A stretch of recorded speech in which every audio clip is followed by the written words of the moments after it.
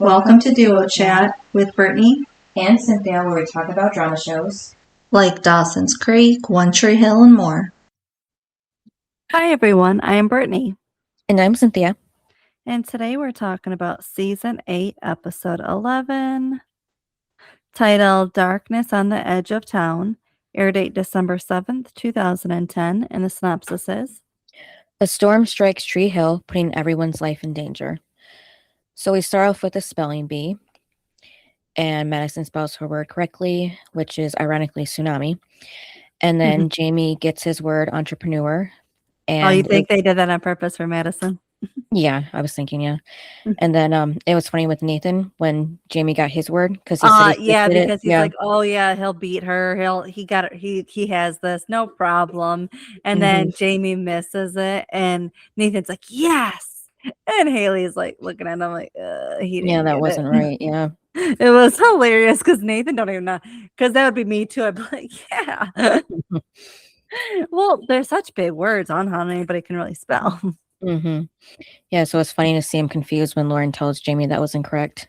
It was funny. It was like a little bit of Nathan in him. So then we already, all the other kids already got eliminated, so it's just Jamie and Madison left. Yep, which means she won. Yep, because she spelled the same word correctly this time. And, Jamie smiles and claps for her winning the spelling bee, and Haley does the same, while Nathan just kind of looks a little sad for Jamie, And then they both get ribbons. And then Nathan is talking to Jamie about getting second place, known as the first loser. And, he goes on to say that Jamie should be the first loser. Yeah. And she'll walk home and think about it. And that's when Jamie asks if that's what Grandpa Dan told him when he lost.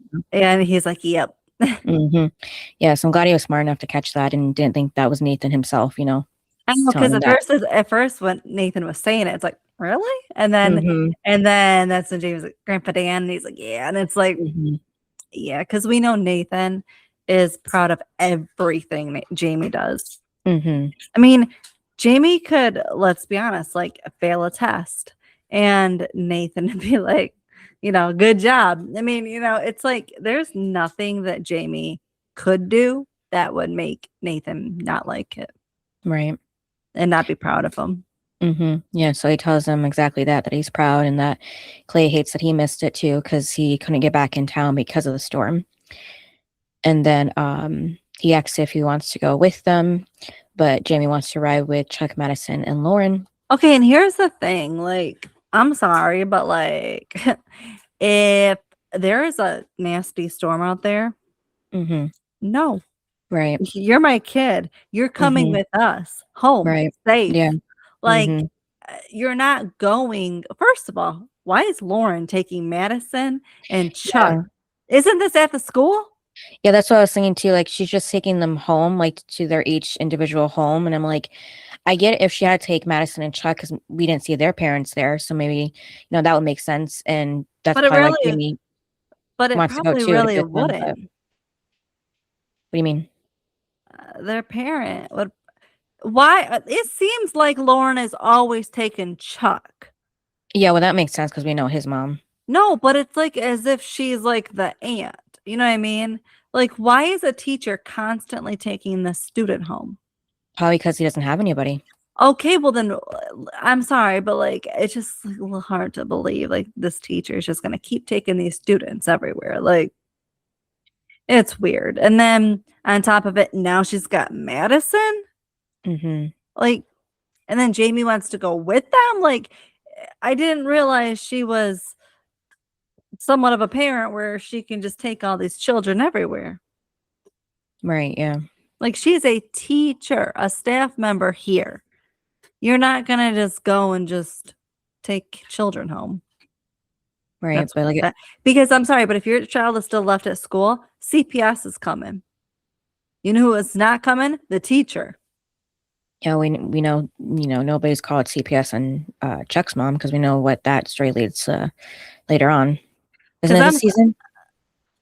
No, it's next season. It's next season, but it's just like, as a staff member at a school, you have an obligation. And if that parent is not doing their job picking the kid up, yeah, the police are going to get called. And then guess who the police are going to call? CPS. So, no, that parent would have to find a ride for that child, and it would not be the teacher. Yeah, because again, they have a legal obligation. The teacher does. Yeah, because we already know that Lauren was taking or babysitting Chuck before when she was That's what I'm supposed to get saying. out with skills. It's weird. Yeah, and then she takes them on a date. And then, wait, technically she's not even their teacher anymore, right? Oh, no, I forgot. Jamie said that she's their teacher again for some reason. Well, I mean, we did have our 6th grade teacher became our 7th grade teacher. Right, and then our school too had 1st grade and 2nd graders together as well in one class. Yeah, so maybe she just either moved up or I don't know, or she taught like 2 different classes. Yeah. Jamie is 7 now, so like that's what, maybe 1st or 2nd grade they're supposed to be in? Well, okay. He turned 7 in season 7. Then they did didn't they? 6 months, I think. No, they didn't do a jump because season 7 was right after season 8. Remember, it was like a day later because of the shooting. But I would think that the whole season would have been a year. And so by now, he would have been 8. Because remember, it was the beginning of season 7, which was like when school comes back, I guess, even though his birthday's in May. But yeah, I would think he'd be 8 years old. Right. I thought there was a bit of a time jump, like 6 months. There was? I don't know. Or maybe I'm thinking of a different show. I don't know. I thought there was something to show that's been 6 months. I thought maybe since the first shooting with Katie. I'm not sure. So what are you saying? Oh, yeah, I don't know about the date, but I just think he's 8 because it's been a long time. Yeah. Because think about it. Halloween is already passed. He's got to be. Thanksgiving. Yeah, and his birthday was the beginning of last season. So I'm sorry, but he's got to be 8 years old. Yeah, so maybe 2nd grade. Because I'm sorry, but the whole season 7 and season 8 cannot be between May and November. Right. It could if it was season 1 through 4, because they did that. They did first 2 seasons were 1 year, the second 2 seasons were the next year. Which made sense. But then it seemed like starting in season 5, it seemed like every season was a year. Right. Like normal shows do. So I'm like, there's no way all of season 7 was in 6 months. Because then in season 9, I think he's 9. So in season 8, he's got to be 8. That's the way I took it, because I do think in season 9 he is 9. So I took it as he's 7 in season 7, and then season 8 he turns 8 somewhere. And then Haley, she went somewhere and came back, and that's when Nathan tells her that Jamie's going to go with Lauren and, his friends. And again, so she's trying to like plead with him, like, no, like, don't you want to spend time with us? Instead of Chuck was making faces. And it's like, how about you just be the adult, the parent, and say, you're coming with us. There's a nasty storm outside. You see these children every day. You can see them tomorrow. Like, literally be the parent and say no. Yeah, she doesn't bring up the storm, but then Jamie keeps, asking. So okay, but again, she's sort of letting him. But how she's talking to him is she's letting him choose instead of just being upfront, being like, "No, you're coming with us." Again, that's what a normal parent would do. They would be like, "I'm not giving you a choice. You're going to get in a car and you're going to come home with us." I mean, that's what our parents used to do. She's definitely being a soft parent when it comes to Jamie, letting him tell them what he's going to do. I'm sorry, but he's a child. He doesn't tell you what to do. And then, so he chooses going with them, of course. And it was still a little bit cute when he's called Haley a dork, when she called him a dork. And then Haley, whines that her baby is no longer a baby, but, a monster because he doesn't want to spend time with them. Yeah, but they're okay because they got another one coming. Mm-hmm. Yeah, but it was funny too. Nathan said they should have sold him to Brooke before she lost her money. And then that's when we see Brooke and Julian fighting about them moving to California at the house. And, Julian's pointing out he doesn't get why they still live in Tree Hill. So why? So he got a job offer, right, then? Yeah, it has to be. Is that why he's going? Because just kind of weird. But I'm like, okay. Or does he think he needs to move there for this another independent film he's making? Yeah, he doesn't say what it is, so they should have put that there, yeah. Because remember, he's been focusing all season on his interviews and crap he's doing to people. So is that what he's trying to do in California? Like, okay. Yeah, maybe make it not make it, but edit it there, maybe. But also, isn't it weird that he wants to move there for this little project when a movie that he did with Alex, he did in Tree Hill? Yeah, I really don't know. And he interviewed all these people in Tree Hill. So why can't you just edit that, go and meet with them in California and come back? Yeah, I don't know. That they should have been more specific there why he wanted to go to LA. Yeah. I know. I could see if there was this huge movie and there was, and it was a huge production and a $50 million thing instead of an independent film. Then it would be well, of course. Remember when he was supposed to go to wherever for 8 months? It's I get that, but they should have said that. I think it was New Zealand or somewhere around there. Yeah. Because otherwise it just makes no sense. Where you're going to go for this little project that's probably going to go nowhere. Okay. And then Julian chose the wrong words because it sounded like he was trying to say he compromised for her. Now she wants him to, or he wants her to compromise for her. Well, here's the thing. In LA. He did compromise for her. Yeah. That is true. And I said that when he did it, it was the dumbest thing because you will regret her for this. And here it is. He's regretting her for the fact that they are not in California. He's not getting those offers because they're going to go local. If there's directors and producers that are in California, because this was back in 2010. So they didn't really do too many Zoom meetings like they do now. So now, maybe Skype, but yeah.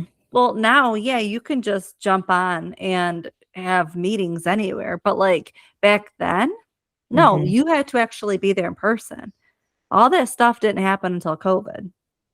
Were they doing meetings like this?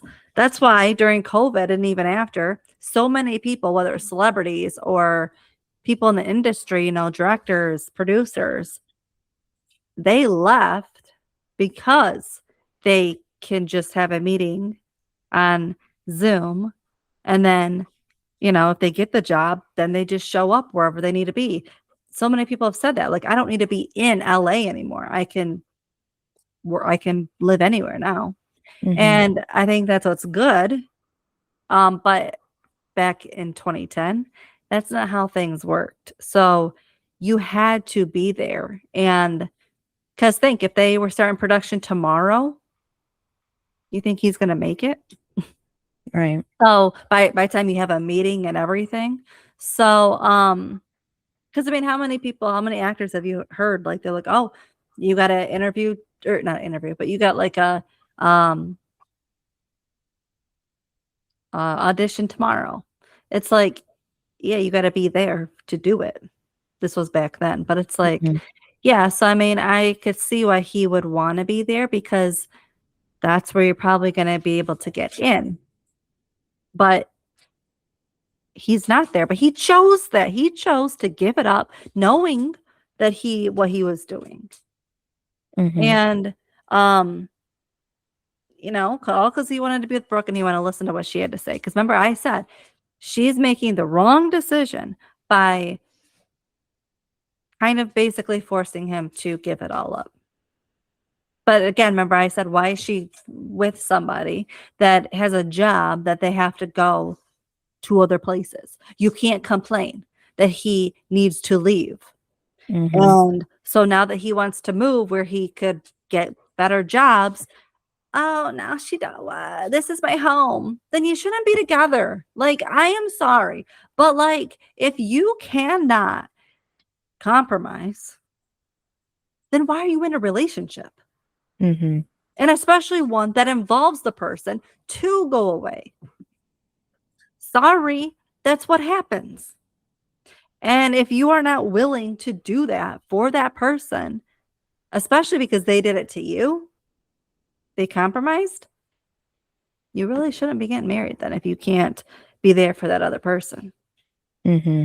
So, I mean, obviously for sure, show purposes, does it work? No, but like, you shouldn't be putting them together then. And Brooke definitely should not be marrying someone she doesn't want to compromise for. Because think about it. She didn't exactly compromise for the wedding. Remember, she said, we're not going to go with his song choice, his colors, his this, his that. Remember, she was going with what she wanted. That's not compromising. She only had a compromise because she lost money. Mm-hmm. She wasn't compromising because of Julian. Right. Now and remember, they're living in her house that she bought years ago. They didn't even find a house for the two of them. That's not really compromising. He just moved in. He's like the roommate. You know what I mean? And so now it's like she's not compromising again. It's like, Brooke, you have not compromised once in this relationship. Tell me a time that she's compromised. No, I'm not arguing with you, so I can't think of anything. Yeah, because I know people are going to be like, you know, you said that about Brooke. And it's like, well, because it's the truth. Mm-hmm. I'm sorry, but maybe she compromised with others, but she did not do it in this relationship. I mean, yeah, she was good with him going to wherever before, but he hasn't for a while. So I guess she just got used to him being around constantly again. But she wasn't. Remember when he said he had to go for 8 months? And she said, that's a long time. It's like, quit crying. You're how old? Like, it drove me nuts. Like, yes, he may have to be away. Again, don't marry someone that she's acting like Chase. They should be together because they're both annoying when it comes to significant others having jobs that are not at Tree Hill. Like, those two are really annoying because he did the same thing when it came to Alex and Mia. Stop dating actors, stop dating actresses, stop dating singers, and stop dating directors. Yeah, anybody in the entertainment industry, basically. Yeah, like, stop it, Brooke and Chase. Like, it's so annoying. Like, why are you two? This is why those two should just be together. Because clearly they don't want to compromise with others. Right. And they hate when the other one has to leave. That's called life. That's called what their job entails. Sorry that you don't want to compromise. Right, yeah, because he was trying to, you know, tell her that, but he chose the wrong words of saying how California was his home, and he gave it up to be with her. Okay, but again, she didn't. Did she move away? No. When she lost her money, did she say, now that I have nothing? Yeah, because like, how can they even before that house still? Well, that's what I always wondered. I said, technically, Brooke can downsize. It's not like she has a small house. It's on the beach. Right. I'm sure it's worth a lot of money. So I was like, it's weird how she lost all the money, couldn't pay for her wedding, but then continues to keep the house. Like, I thought that's weird. I'm like, did you only lose 10 grand? Like, you're worth more than that. So that's why I was just wondering how much she actually lost. Because it never looked right. Because it seemed like she still had money. She wasn't like begging for food. She still had money. She still had all the nice designer bags and clothes. She didn't sell any of that. Remember when she went broke in season 2? Remember? She had a freaking garage sale her parents did, remember? Okay, that was like rock bottom, right? She hasn't hit rock bottom. Right. Besides saying she sold her company. That doesn't sound like you That doesn't. What have you given up besides the company? You still living in the big house on the beach. You still have all of your things, your nice car, your clothes. Like, what have you really given up? And a company, you can start another one. You know, remember how she sold clothes online? Do it again. Mm-hmm. So that's my thing is I do wish they would have made her move out or have to look for something smaller because she can't afford to live off of what she had before. Like, I do wish they would have, because it would have made it seem like she really had to give something up. Mm-hmm. But this doesn't seem like it. Right. But I do think he should have said it in a different tone. Yes, I do agree with that one. Yeah, like, words, yeah, don't come at her at it. Just nicely say it. Yeah. Yeah, so he says that her work isn't there anymore, and, Brooke just thinks that he's attacking her. So he's trying to explain that's not what he, is doing. There's just more opportunities for him in LA, and he's sure there's the same for her. And Brooke just assumes that this is Sylvia's idea. So Julian says not to drag his mom into this, and Brooke complains how she drags herself into every part of their lives. And then one thing that really didn't make sense is that Brooke assumed that Julian wanted her to lose the company because if she didn't have it anymore, then they could go to LA. So I don't even know how she got to that point in her thought process, because Julian's not that kind of guy. And he was actually there for her when she did lose the company. And yeah, so he says that he thought maybe she would be happy in LA, but maybe they can just spend more time apart. It's not a big deal. But Brooke's still mad and grabs her purse and keys and says it is a big deal and storms out. Well, yeah, I get that they shouldn't be apart, but there's many people that do it. Mm-hmm. And yes, he has been supportive during the loss of the company because he's the one that said it'll be okay. Right. And to find something else basically to do besides sit and have a pity party. Right. So yeah, but I just think she needs. Is it because she's like an only child or something? Yeah, partly could be. Yeah.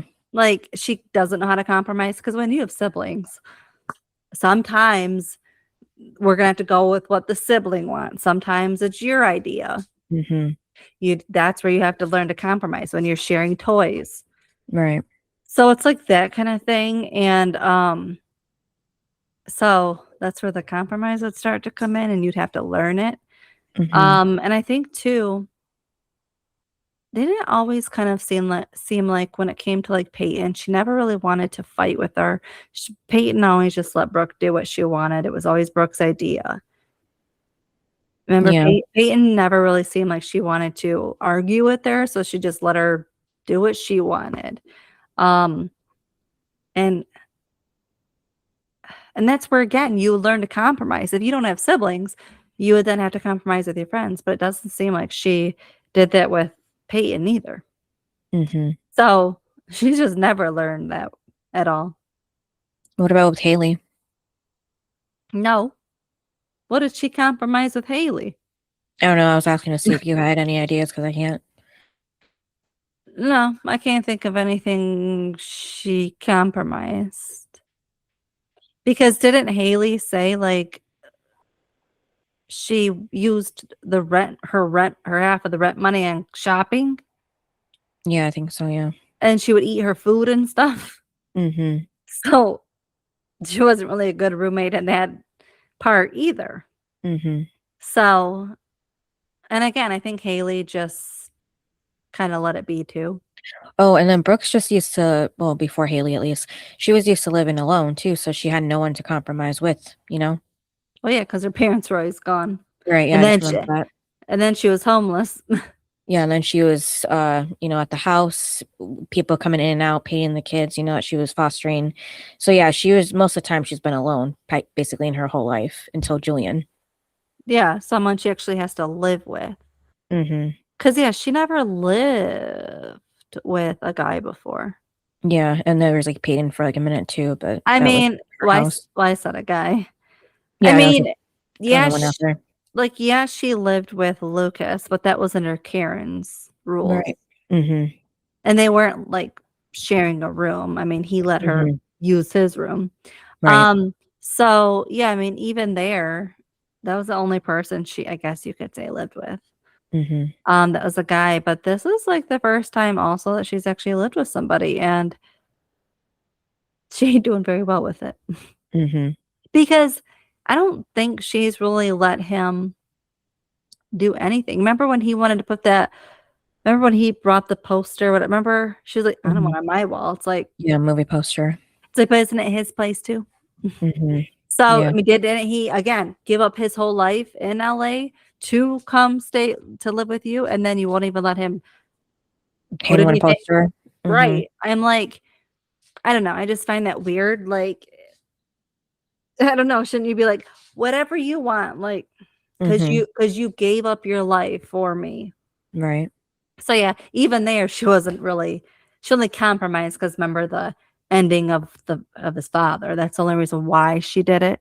It wasn't because she was just like, yeah, let's do it. Yeah, and then she did kind of make it up for putting his movie poster that he did with Alex in that spot, but at least let him hang up something. Yeah. So I don't know. I just find that weird too, of like she didn't even compromise with the whole living situation either with him. Of like, what do you want to put out? Like any pictures, what, decorations, like what style do you like? Nothing. She was just move into my house and I'll still dictate because it's my house. See, this is where the two of them should have gotten a place together, because then it wouldn't have been Brooke's house. You know what I mean? It could have been like, we're equals now. Maybe, yeah. I don't know. Every situation is kind of different. I know, but I think Brooke liked that she could like kind of dominate and be bossy and be like, this is my house. Remember, like when he had to leave and stay at the hotel? He had to because it was Brooke's house. Where I think that's where the rift would have been, because it'd have been like, I mean, I still think he would have moved out, but and stayed at the hotel when they broke up. But it would have been, I think, a little bit more entertaining if they had bought a house and then they broke up, because it would have been like, well, who's keeping the house? Kind of like in a divorce. So, but because it was Brooke's house, yeah, he had to move out. There was no choice of the matter. But I do think that it would have been better if they would have bought a house. Yeah, so at this point, it was kind of hard to believe that they were trying to have kids as well when they can't even agree to where they're going to live. Well, yeah, because, I mean, she didn't even know his family. I mean, how do you not know his family? Right. How do you not ask questions? And it's just, yeah, that whole thing is just kind of weird to me. But I'm like, okay. But yeah, this whole fight, I think it's stupid, pointless. They've had this fight before. We're just going to keep going back to the same fight of he needs to be in LA for his job and she does not want to move. Well, there's a give and take. Again, move for a year. Just say, let's go for a year. If let's say you don't get a big opportunity, worth millions, you know what I mean? Then we'll move back to Tree Hill. But that's where your compromise would be. Right. Or they can, if they get rich enough, they could have, a house in California and Tree Hill so they can go back and forth. Yep. Yeah. Because then she can stay there if he's like out of the country. She could be like, well, I'll be in Tree Hill because it's not like you're going to miss me. You're not even in LA. Right. So it's kind of like that of like, why doesn't she just, it's weird. I don't understand, but I guess that's just the person she is. Because think about it, Peyton would have followed Lucas. Haley would follow Nathan. And vice versa. Lucas and Nathan would both follow the girls. But Brooke doesn't want to do that. Right. Because remember when Nathan got his when he was supposed to get his MBA thing, his contract, and Haley was like, "Why are we getting a house in Tree Hill?"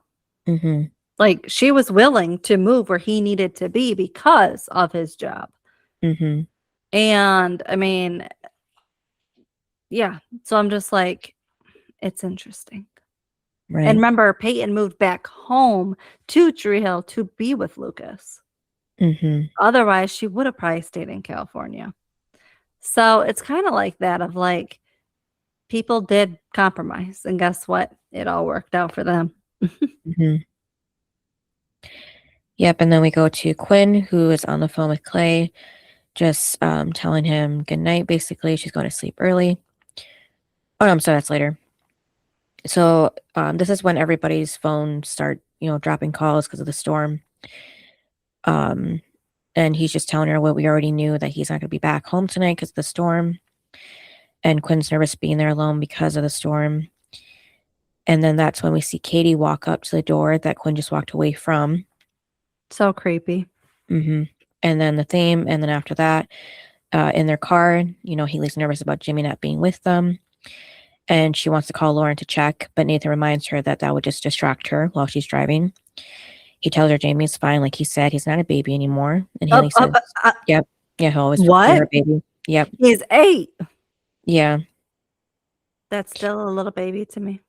Yeah, but that's just kind of seeing how, like, between the moms and the dads, like the moms want to hold on to their little babies as long as possible, more than the dads usually. Yeah, but even if he's 18, she's still going to be worried about him. In a storm. Yeah. It doesn't really matter. I think, yeah, that's the whole thing too, is like mothers, it doesn't matter how old you are. They'll always worry about you, where the father is usually like, go on. Right. Unless it's the father and daughter, then I think they might be a little bit more worried. Yeah, maybe almost the opposite. Yeah. Yeah. And then Haley asks Nathan if he's okay to drive, and that's when he says he doesn't mind because he likes the rain, because they've had a lot of moments in the rain. That is, I cannot with them, and they're in the little rain. And that's when he gets the flat tire. So he says he just had to jinx them. How you like the rain now? You got to change a tire in the rain. Yeah, because they can't make any calls, so they can't call AAA, or AA, whatever. And Haley can't call Lauren either. And at the beach house, the security cameras go out. Now, when I first saw this, I thought maybe Katie had took out the security cameras. Me too. And I was like, what? Right. Because I feel like it would just be like a wire she would have to cut, And I thought she would, especially because she could just blame the storm. And then Quinn's car alarm goes off, and I'm pretty sure that had to have been Katie too, if anything. And then she does go outside to turn it off, and then comes back inside to drink her tea, but then notices a leak from the roof and grabs a bowl to catch the water. So she doesn't really see it's from the ceiling, because then when the camera comes out, it's like coming from, the edge of the wall that's from the balcony up there. I didn't look at all that, but yeah. Yeah. So I thought it was weird that Quinn didn't like completely see where the rain was coming from, because you would usually investigate where that leak's coming from, but if it wasn't even the roof, she would just see that if she just looked more at it, Maybe she doesn't know any better. Yeah. And then the water wasn't even clear either. It looked like it was like not blood, but maybe hair dye, I was thinking, from Katie's dyed hair, because that's what it looked like when it was dripping, because on the wall it had color to it, like kind of a copper color, brown color. So I think it was her dye. Probably. So I just thought Quinn didn't notice that either. So that was weird.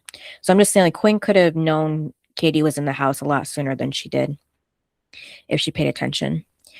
And then Julian calls Brooke while she's on the road. He tells her to come home, of course, because there's flooding everywhere, and they say that the levee might break, a little foreshadowing. And he begs her to come home and that he loves her. But Brooke says she doesn't know because of the storm. She actually can. And Julian wants to go get her, but then the call breaks up again, so. Yeah, and he's all worried, like, where are you? Yeah. Yeah, she does get to say that she's at least at that bridge, so he knows where she is at least. And she screams too, and he hears that, scared, because she sees Chuck staying right there in front of the, in the middle of the road, bleeding from his head. Well, and it looked like he was like a ghost. Yeah, he was just, stunned.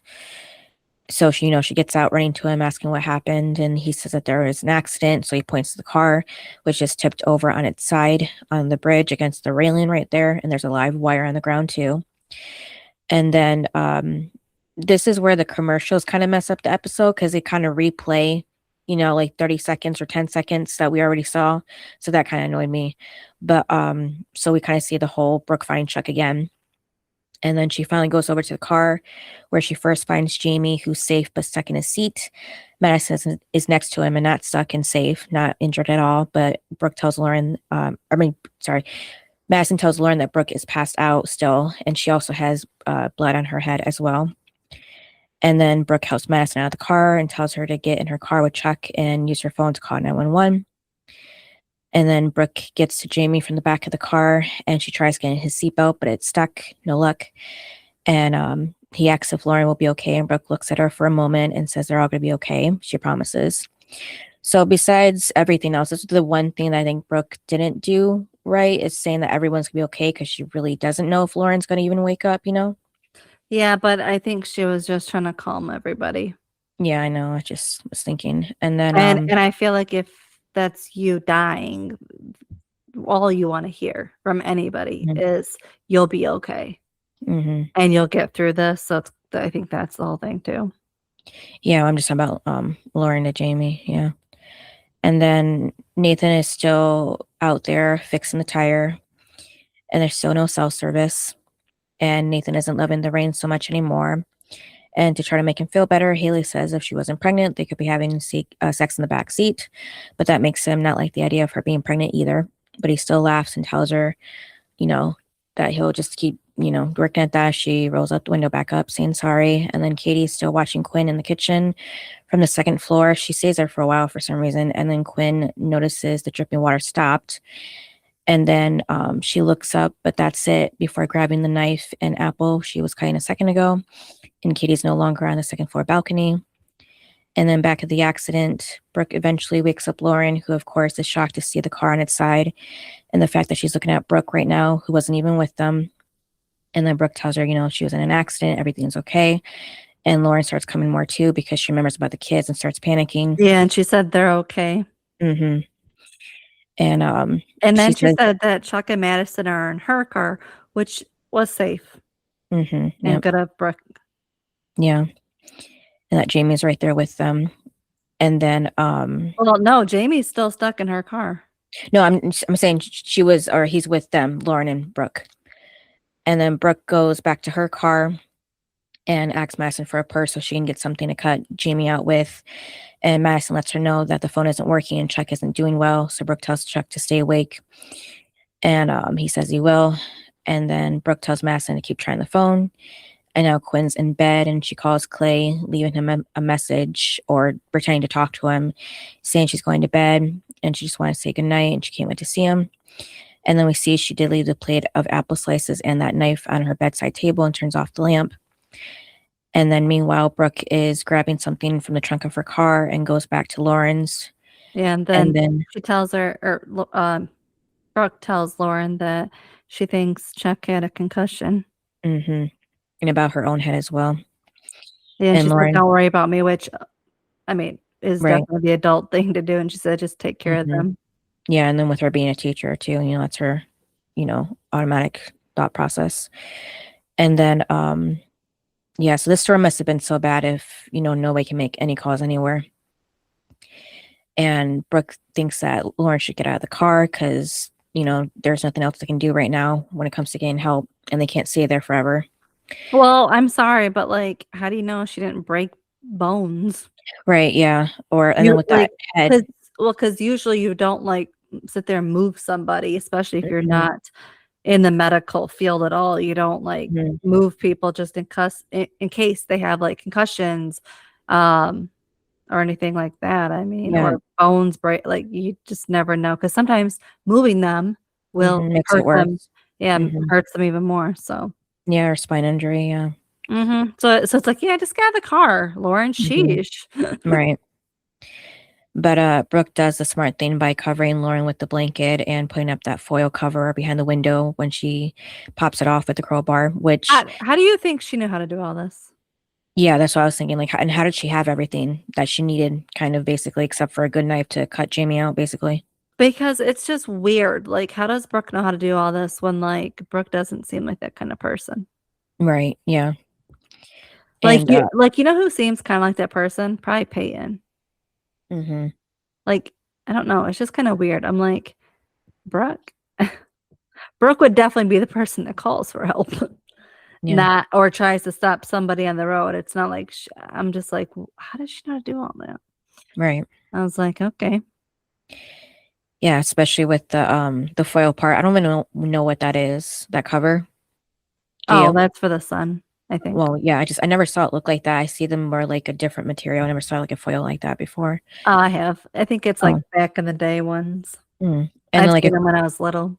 no, and then like the crowbar. I don't think everybody has a crowbar in the car either. No. Yeah, so that was lucky for her. So well, because nowadays the crowbar might mean something else. Yeah, and then Madison does come right out because Chuck is fading in and out basically. So Brooke runs over to check on Chuck, and she tells him that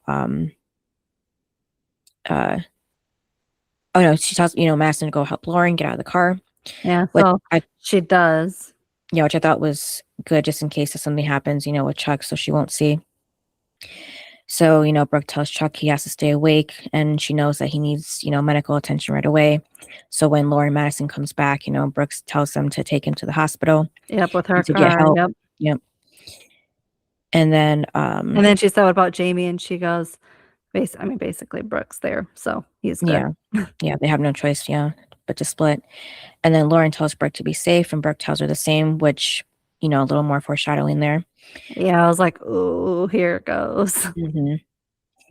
And then, Jamie kind of panics when he sees everybody else leave in Brooke's car, but she says, it's okay, they're going to get help.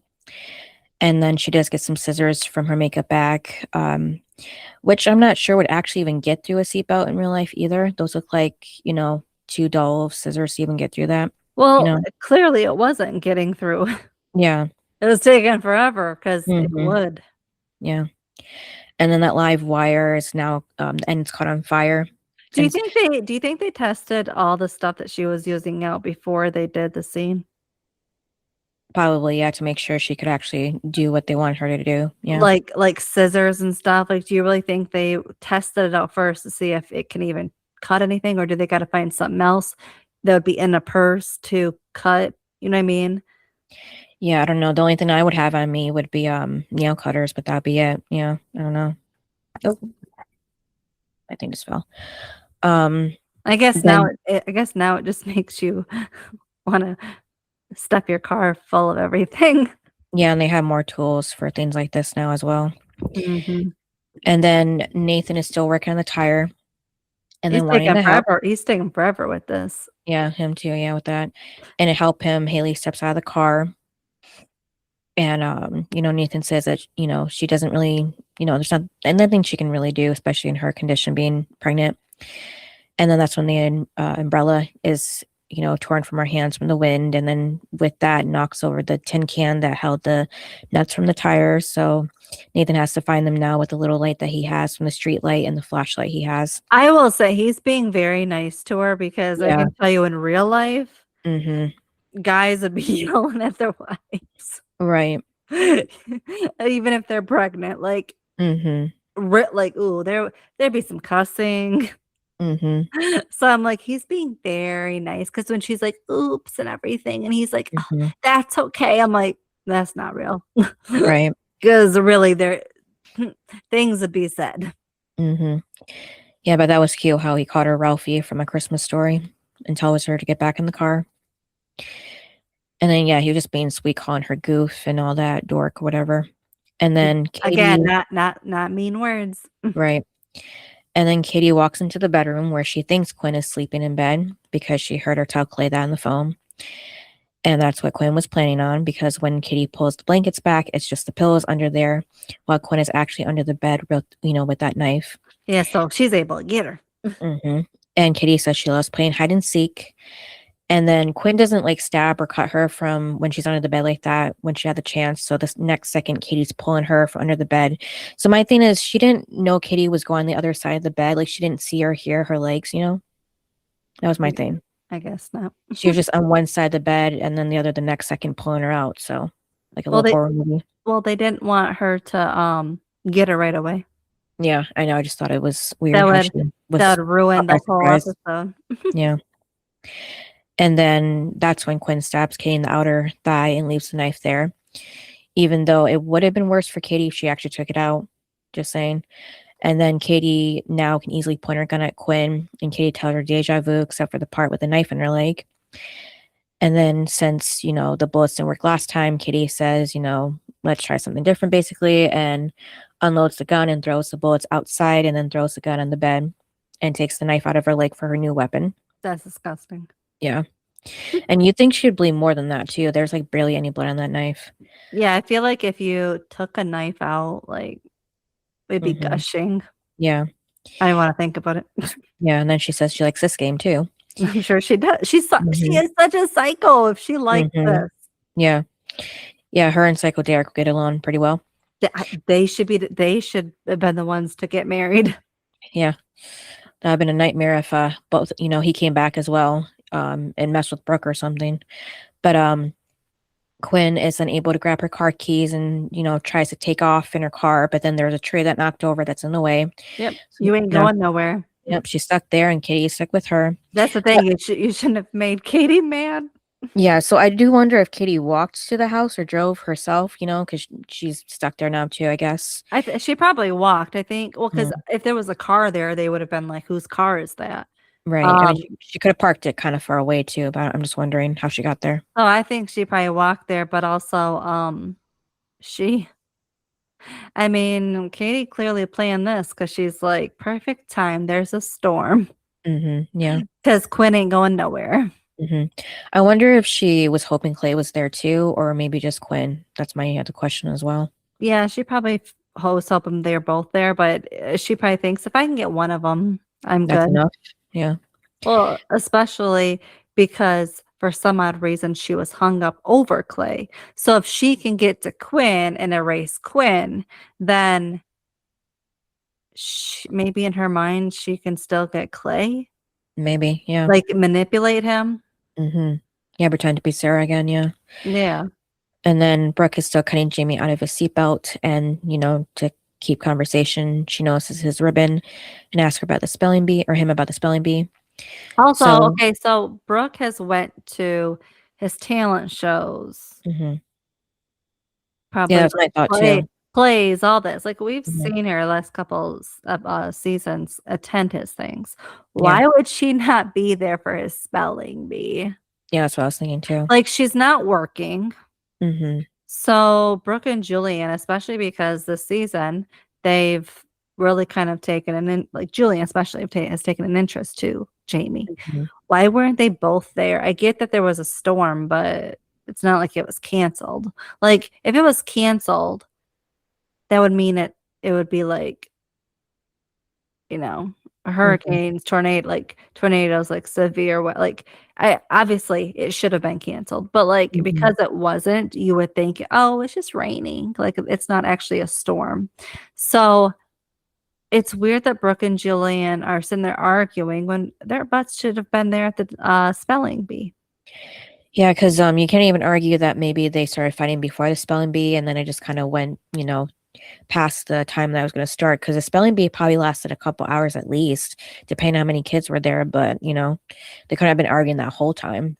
Well, and you would think Brooke would be like, I gotta go, even if I'm late, because Jamie has think about it. Really, all she has for kid wise is Jamie. Jamie's her godson. You mean to tell me she wouldn't be there? Right. Yeah. Also, why wasn't Quinn there? She's his aunt. Yep. And again, yeah, I thought about that too. And she might not be driving, but she could ride with Haley and Nathan. Yeah, there's enough room. I'm like, okay, I get Clay's out of town or whatever, but Quinn is home. She can easily either sit at home or sit at the spelling bee. Right. And she loves Jamie.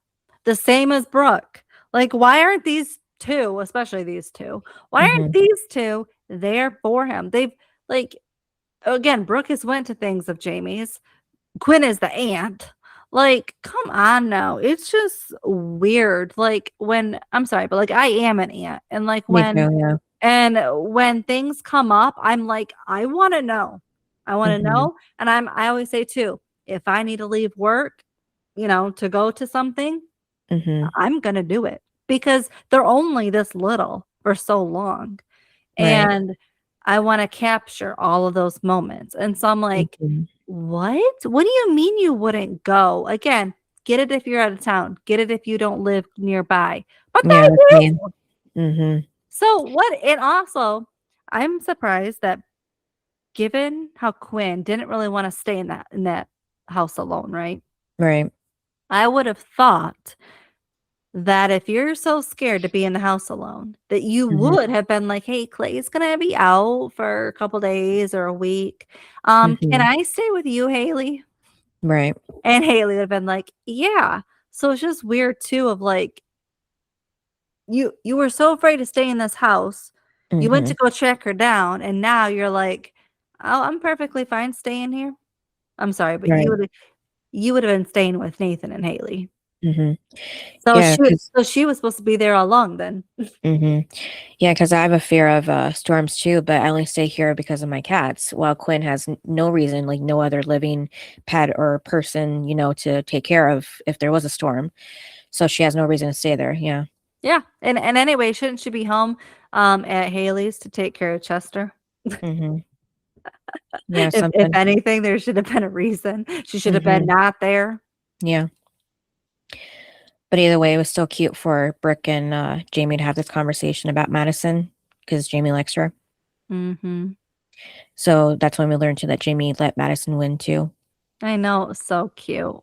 And then Jamie points out, the question to Brooke, like, why was she in the storm?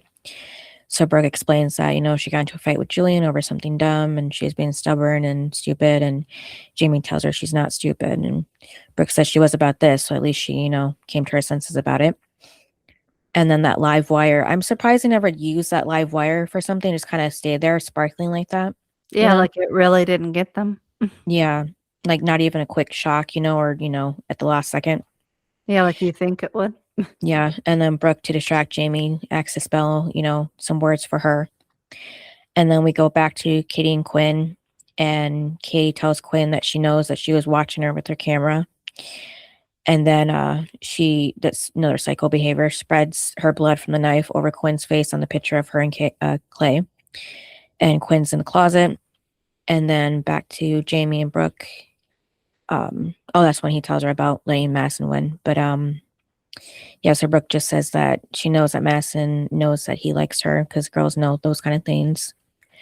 And that she really likes Madison too. Which is definitely something you want to hear from your god, mother. Like have, her approval. And then he says the first thing he's going to do when he gets out is tell his parents that he loves them. And Brooke says she's going to do the same thing with Julian. And then that's when Julian gets there.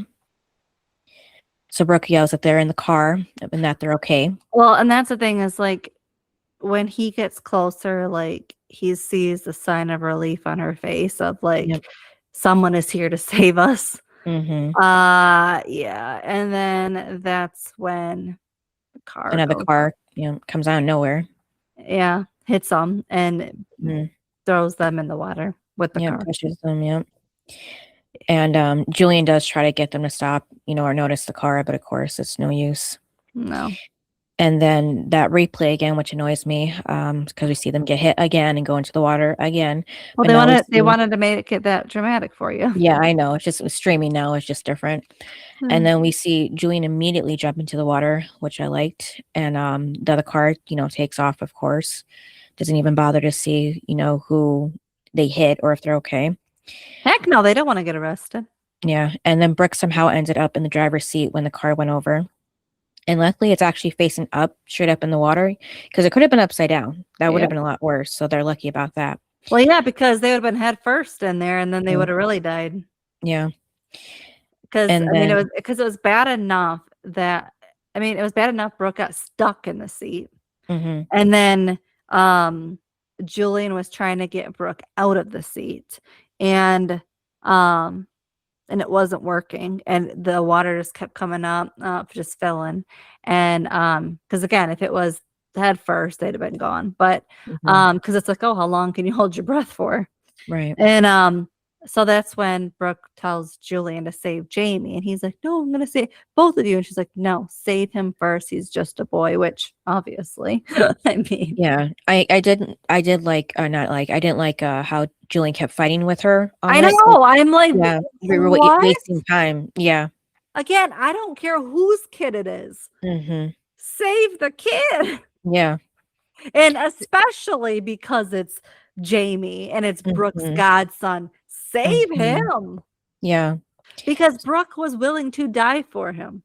And then with Jamie too, he probably was panicking because the last time he was in a situation like this was the pool when he was 4 and his parents were fighting the house and he fell in. Yeah. So that probably gave him, flashbacks of that. So he was really freaking out. Well, and especially because this is 10 times worse. And like, because the water is not going to stop filling. Right. And so I think too, it's like he's sitting there, like obviously freaking out, like trying to hold his head, like trying to get away from the water, and he's stuck. So it's like that ain't gonna happen. And they're sitting there arguing. It's like, Julian, like open your eyes. It might die because, like, let's be honest, does he know how to hold his breath underwater for a long, like, you don't know that, you're not his parent, like, save him. Yeah, and then that's the moment when he tells Jamie too that he's gonna be their best man or his best man at their wedding. I'd be like, I don't give a god, just save him. Like, oh my god. Yeah. So he promises to save him. Yeah. I think that's when, if I was Brooke, I'd have just been hitting him. Save him. Like, you know what I mean? Like, her arms are free. Yeah. Why are we having this discussion? Save him and we'll talk later. Like, yeah. It should have been like, I have a question to ask you. We'll do it when we're done because then we'll know we're all alive. Like, come on now. It should have been. There was too much talking and not a lot of saving going on. I was so annoyed at that too. I was like, why is this even happening?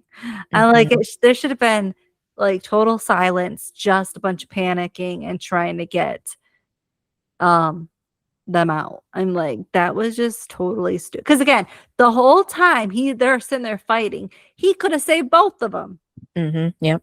That's what I thought too. I was like, what? Like, do you think that they did that so that like fans were at the edge of their seat when it was like premiering? Yeah. And they were yelling at the TV, save him, or Julian, like, Yeah. I wonder like how many people were yelling at the TV when it first aired. Because that was intense. Right.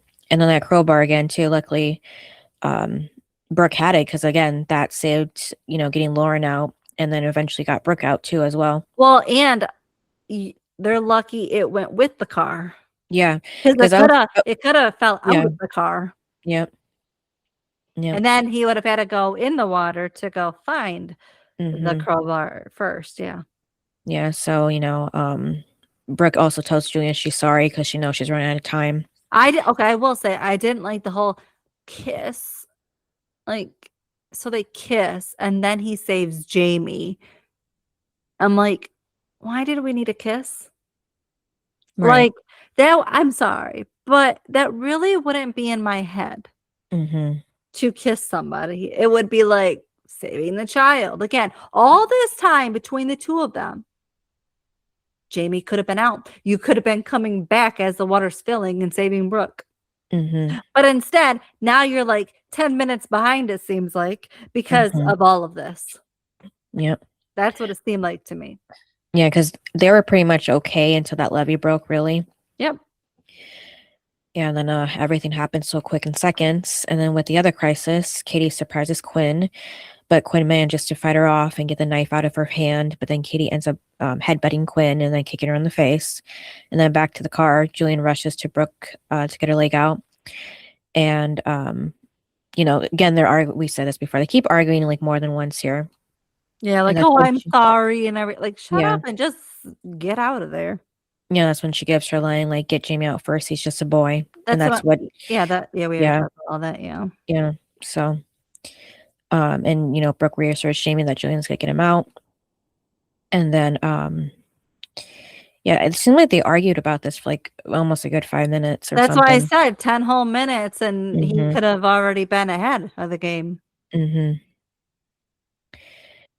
Yeah, and then, luckily, Julian did get that seatbelt unstuck to get Jamie out. And then Quinn is, no, not Quinn, Katie's now choking Quinn on the floor and, staying up both times, and, the only way Quinn gets out is by pushing her thumb into Katie's knife wound. Oh, I do think that it's crazy how Quinn really thought she was gonna win up Katie when Katie's a psycho. Right. I mean, she could have been preparing herself for this in case this did happen. I mean, she was gonna get ready to kill her too, so she probably, I don't know, took some classes maybe. She could have, without anybody knowing if she really wanted You to, mean but, like when she went out of town for her photography thing? yeah, so, yeah, she had enough time, it seemed, to at least take a couple classes. And then, yeah, so Quinn is about to run outside until Katie tells her she can go ahead, but, she'll always be her storm and that she'll always find her and, then tells her to be afraid at night. And when she is, she'll be there basically haunting her. And that's when Quinn rushes to her. So they both fall out over the balcony and land on top of the pool cover. They struggle to get out. So now everybody's kind of drowning. And meanwhile, Brooke is struggling to breathe. Jamie runs out onto the bridge with Julian's flashlight that's still working. Remember, he had the flashlight when he was on the bridge before Mhm. jumping in. Yep. So I was surprised it was still working. Yeah, so the car that pulls up happens to be Nathan and Haley, his parents. Right. Yeah. And of course, Haley's like, "Oh my god, Jamie." It's like, "Yeah, y'all didn't know that was your kid." So Hmm. so they get out and then he just like points. Yeah. But also when Jamie was on the bridge looking in the water for Julian and Brooke, it kind of reminded me of when Haley was on the bridge looking for Nathan, Oh, I didn't put it all little together. parallel there. Yeah. And yeah, and then Julian can't find the crowbar for the longest time either, so he's panicking. And then he starts saying like they're gonna stay in Tree Hill together, they won't go to LA, he'll never leave her again, basically for all is forgiven. Yep. And then the water goes over Brooke and she says that she loves him one last time. And then And then again, they're even kissing. well, that was giving her air to keep breathing. Oh, Yeah, that's what you do. Yeah. That's why he was like going out for air himself so he can get more air to give her while he tried to get that crowbar and get her leg out. But then we also see Katie get out of the pool by putting her head up. And they kind of go back and forth a little bit with that, both of them. And then Julian runs out of time, basically. And he yells underwater when he sees that she's gone. And Jamie yells for Brooke and Julian. Oh, yeah, that was before. Yeah, his parents got there. And eventually Julian comes shooting out from the water with Brooke in his hands and his arms. And Jamie asks if Brooke is okay, but of course Julian's focused on Brooke. And then Katie gets out of the pool, thinking she won without even checking to see if Quinn actually drowned, I was kind of surprised she didn't even bother to look back even, Yeah. because Quinn was just still right under the cover, breathing still, acting like she's dead. And then Julian tells Jamie to go wait at the end of the bridge while he tries to revive Brooke so he won't see. I like that part too, that he did that. Always protecting the kids. And then he does that for a while as well, tries to do CPR on her. But then we go back to the girls and Quinn grabbed one of the bullets when she was outside at some point. And then Katie's in the house now making that same Kool-Aid that was left in the fridge when Sarah died. So she was going right back to how she was before, pretending she was Sarah. And then Quinn shows up straight across from where Katie is on the other side of the door. So Quinn then rushes. I'm surprised Quinn let Katie see her without, and then go get the gun, kind of wasted that second there, Mm-hmm. And yeah, so she goes to get the gun from the room. Katie grabs a knife again. And they go back to the bedroom where Quinn points the gun at her, but it doesn't work. And Katie doesn't know that Quinn put that single bullet in there. So it had to take a couple clicks, So Katie tells Quinn she's stupid before the single bullet finally hits her, making her hit the door like Clay did when he got shot from her. And then this is the part where Nathan and Haley pull up. You know, Jamie's all, you know, out of it. And I will say, when he kissed her, though, he didn't come up for air, though, afterwards. He did first. Under. Yeah, well, he was like out of frame when he did that. He like shot back up for a second and then came back down. Because that was because it was. I know it was after too. Like when he shot back up for air, because when he was trying to get the crowbar thing, he was under, and then he kissed. They kissed, and then she plugged her nose, and then he was still under. And I'm like, so come back. Like, and then I probably eventually came back up again, but maybe he had enough air. Yeah. And then, so Jamie tells his parents that Aunt Brooke is dead, and Haley helps Jamie back into the car when Nathan goes to see what's going on. Not really. They just stood there. They kind of. Yeah, I was going to say, and Haley just stands next to him, which is weird. I mean, they could have took turns with CPR maybe, but besides that, because he was doing that for a while, they say you're supposed to, take turns if there's more than one person there, because the one person's going to get tired. Yeah, but I'm just saying, because Haley and Jamie are both watching. Like, he's watched enough of this. He definitely should be in the car, and eventually she takes him to the car. But I'm like, he shouldn't be seeing this. Yeah. Well, I mean, she didn't move with him to the car right away when they saw what was going on. But then after what seems for forever, she finally moves her hand, so that makes Julian keep trying again. And then she finally coughs up the water, and he holds her as she cries and catches her breath for how scary that was. Meanwhile, Katie is losing her ability to breathe, and Quinn tells her she knows what that feels like, from when she shot her. But she'll pass out soon, and unlike herself, she won't lay there for 12 hours. Only a psycho will let her do that. You mean more than 12 hours? Yeah. And then I didn't even notice, but the record player was on the whole time that they were fighting. So Quinn turns it off and lets herself feel the feelings of everything. And then Brooke is taken to an ambulance. Julian doesn't leave her side. Meanwhile, Katie is about to be wheeled into one as well. But before she is, Quinn tells her she's her storm now. And then Jamie's laying with Haley and Nathan in their bed. And Julian and Brooke are home now on the couch. And then Quinn is also on the couch when it's morning. And she opens the back door, kind of, seeming to make it look like that she's not scared anymore to be there by herself. Well, not if she attacked her, then she's fine. She's like, I won, so that's why she was all good. Yeah. Fully healed. Yeah, so they all had a very traumatic night. And then we never see what happened to Chuck either. Obviously he's okay. Yeah, obviously they're okay because we see them later on in the series, but yeah. So yeah, we don't know what happened at the end of this. But people probably were only worried about Brooke and Jamie. Right. Yeah. So for me, the high, I think the high was not necessary. Like, I didn't necessarily love all of the like horror of like Katie and Quinn and the storm of like Brooke and Jamie and stuff, but it was a high because it was good and entertaining. Like, that's why it was good, not just because like, oh, I love that kind of stuff. But it was good entertainment, and I think they wrote it really well. Which is always tricky to do. So I think they did that really well. Plus, they put both of those in the same episode. Yeah, I was gonna say usually it's just like one fight with somebody, but it was two back and forth, fighting for their lives. Yeah, one horror after another. But this one, no, well, let's put it all in the same episode. Yeah. And so yeah, I think especially because like watching it, there was two entertaining things going on that it's like, wait, what? Like, is Quinn okay? Is Brooke and Jamie okay? What? And then you're going back and forth. Like, to me, that was just entertaining of the whole drama of it all. And then the low, I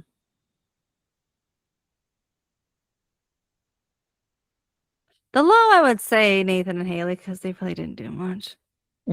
I mean, I think, how many times do we have to see him change a tire? You know what I mean? Like, it could have been cut where we could have either had more entertainment with Quinn and Katie, or we could have had more of the car scene. I think theirs could have been shortened. Maybe, yeah. I'm just saying how many times we gotta see that. And again, how nice and polite he was to Haley. I'm like, So I don't know. I guess because it wasn't like entertaining. You know what I mean? Right, compared to the rest of the episode. Like, yeah, it was cute, but I also could have done without it or shortened it. So I would say that. Also, I don't understand why.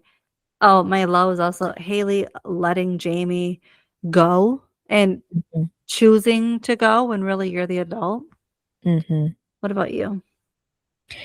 Yeah. Also, just remember, we never even found out exactly how Lauren tipped her car. Tipped her car. Like how she crashed initially. And maybe it was the wet road, possibly. I'm just wondering.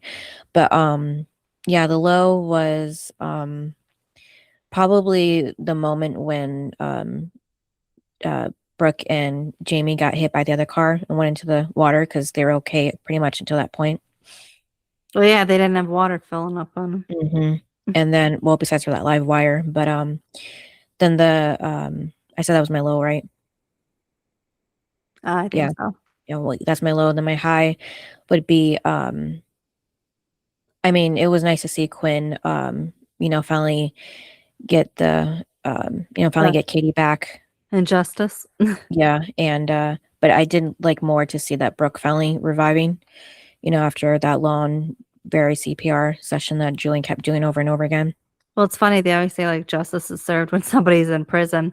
No, justice is served when something bad happens to that person. Yeah. Well, this car accidents could be another part of getting justice. Yeah. Yeah, but I'm just saying for Quinn. Yeah. Because like she could have died if nobody would have found her. Yeah.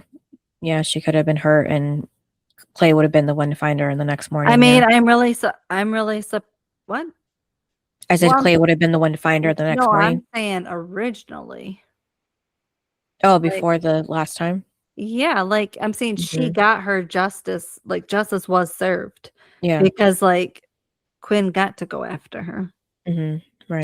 Do you think Quinn went after, or do you think Katie came back to go after Quinn because Quinn went to go find her? Possibly, since she knew she was watching her. Like, do you think that if she didn't go and search, that Katie would have just found somebody new to go after? Maybe. I mean, she kept her hair blonde, but yeah, still she could have maybe found somebody else to obsess about.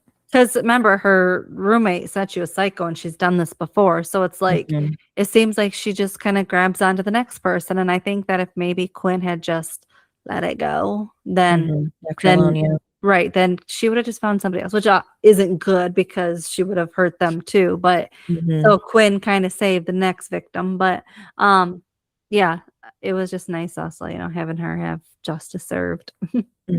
Yeah. What would you rate it? Like a 9.5.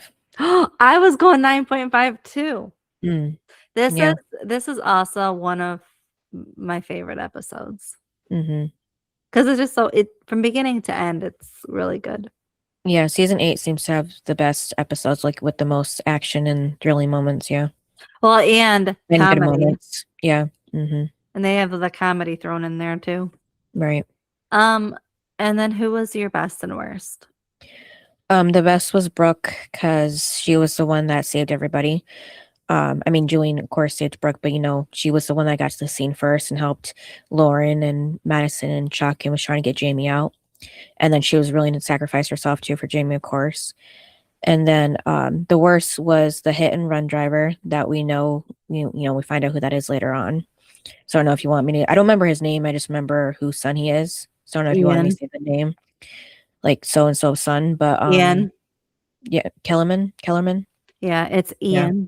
Oh, okay, yeah, I can't remember his name. I just remember he was related to the professor of Nathan's. Yeah, so. Ian Kellerman, who I don't understand why they would go with Kellerman.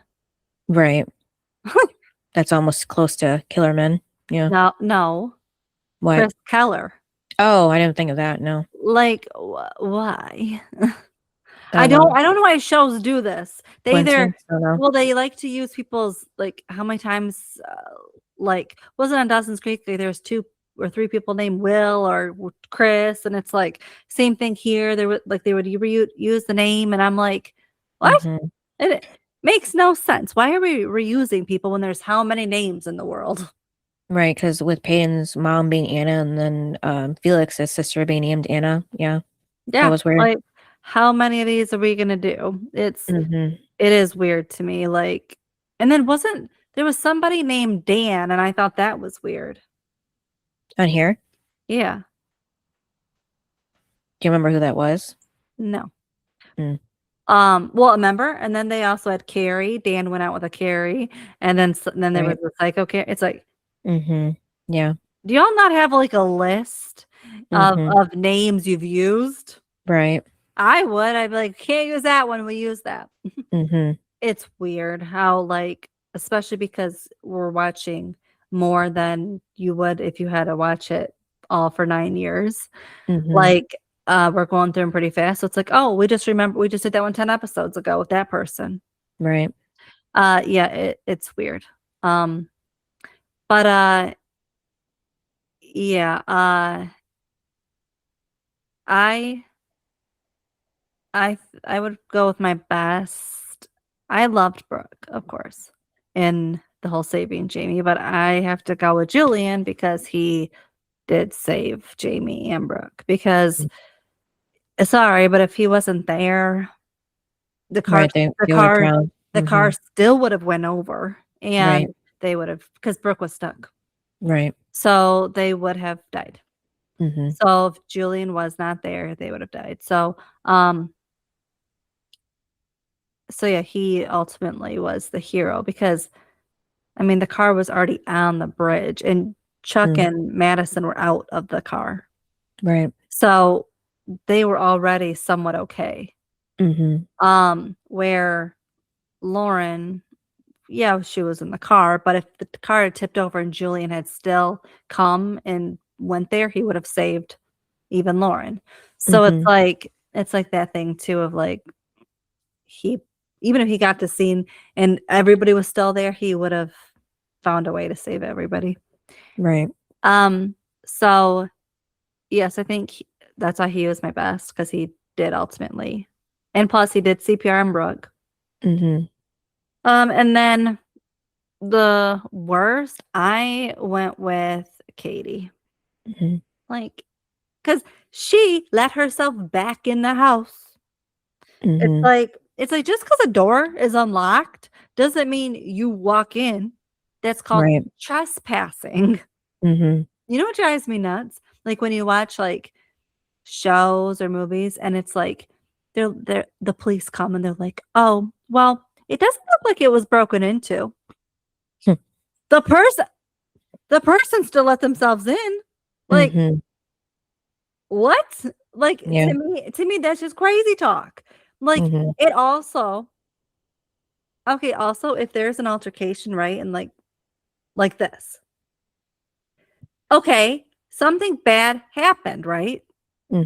Well, if the police were like, well, you let her in. Okay, but letting someone in isn't like, please attack me. Right. Like, maybe they could have had a civil conversation and it turned violent.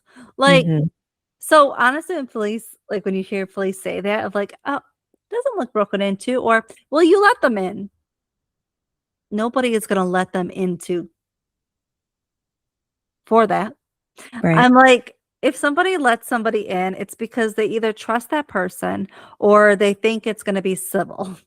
They don't ever go with, I'm letting you in. Please get rid of me. Like, nobody is thinking that. That's why I'm like, huh? That's what it drives me crazy when I hear that, because I'm like, that makes no sense. But I guess it also makes no sense when there is a psycho out and well, nothing happened yet.